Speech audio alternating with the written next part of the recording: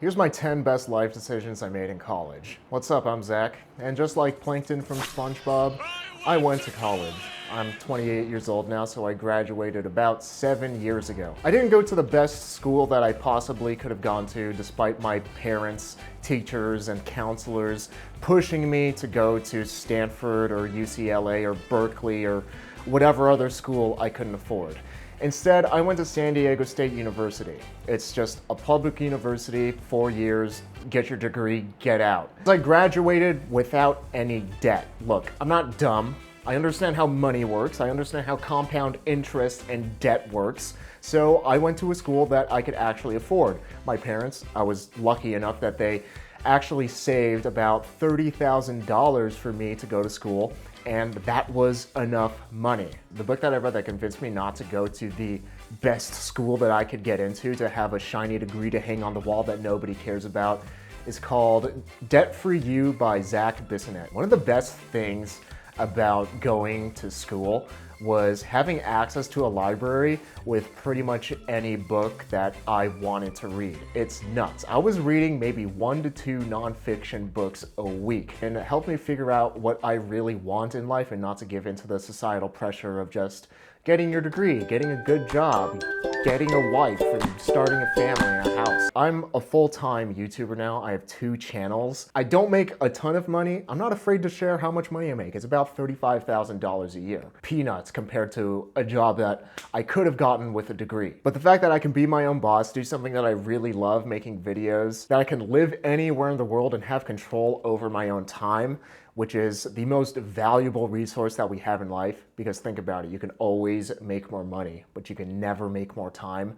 That makes me a whole lot happier than just driving a BMW. Having 2 cushy jobs is actually super eye-opening because I hated it.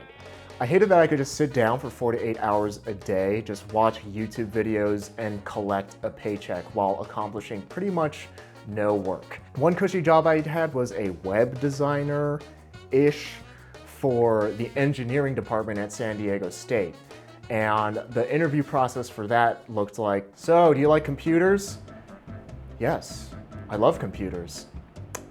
All right, well, here's what you're gonna be doing. The boss didn't tell me to do anything. He was a terrible manager.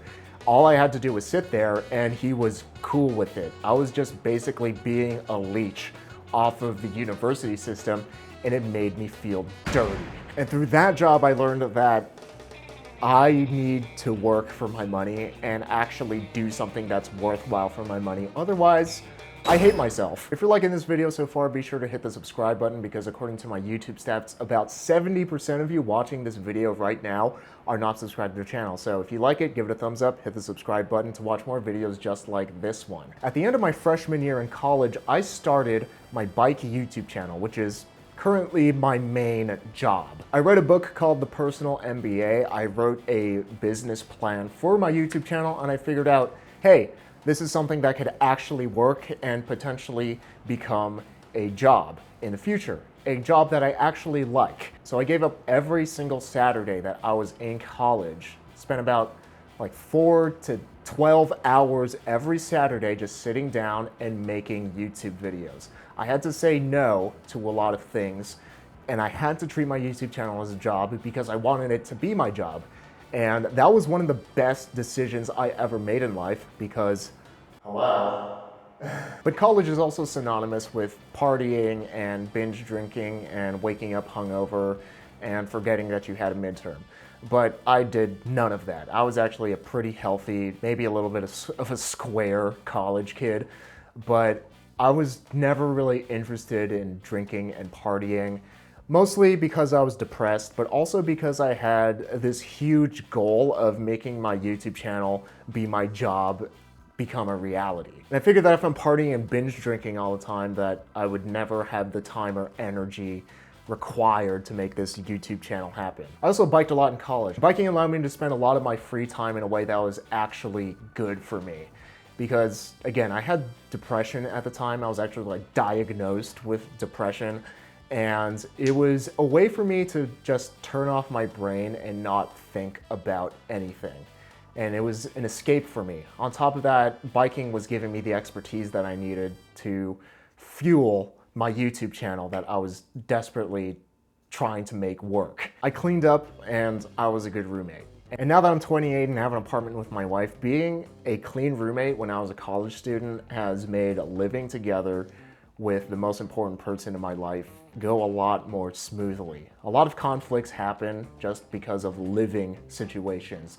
Do the dishes? Did you vacuum? Whose dirty socks are on the couch? All of these conflicts are completely avoidable and unnecessary if you just clean up after yourself. I feel good when I clean up, and it makes me think more clearly and puts me in a better mood. I never complained to my 4 roommates in a 2-bedroom apartment that the sink was full of dishes. If it bothered me, I just washed the dishes. That was it. End of story. And a lot of times, my roommates would feel bad that I was cleaning up after them because I'm not their mom, and they would actually start to clean up after themselves.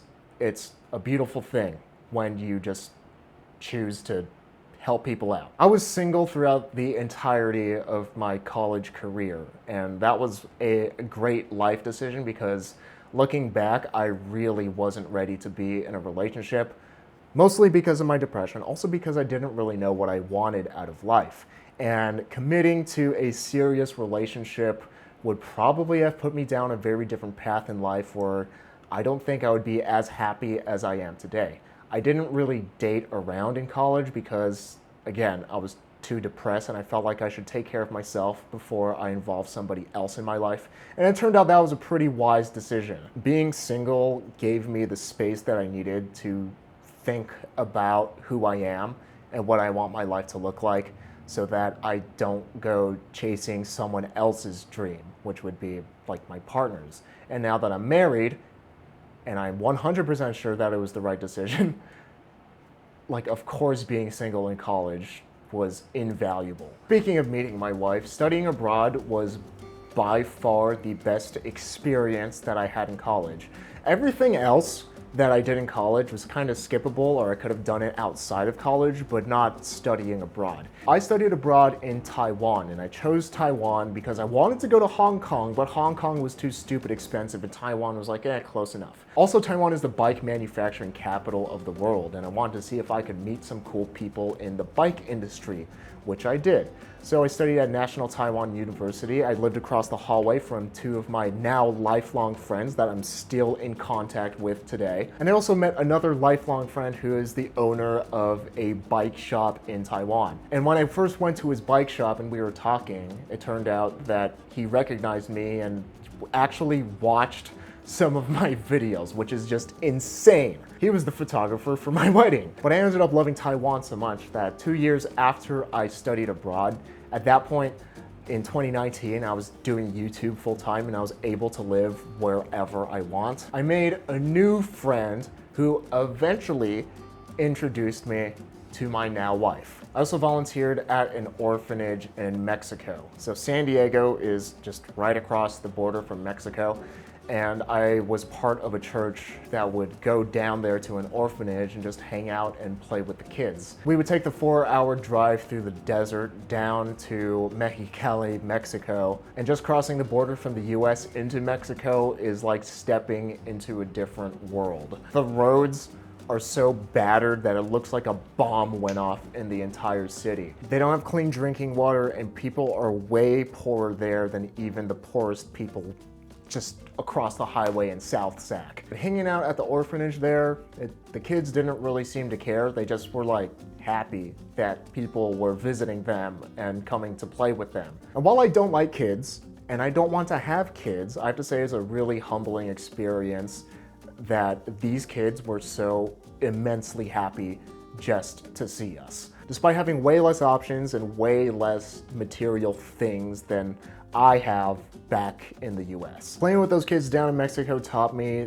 that the stuff that we think is really important in life, like making a bunch of money and having status or driving a BMW, all of that is meaningless when you could be so happy with having so little. It's just a choice that we have to make. If you like this video, you can check out this video on the lies that I was told growing up, and hit the subscribe button for next week's video where I talk about my biggest life regrets from college.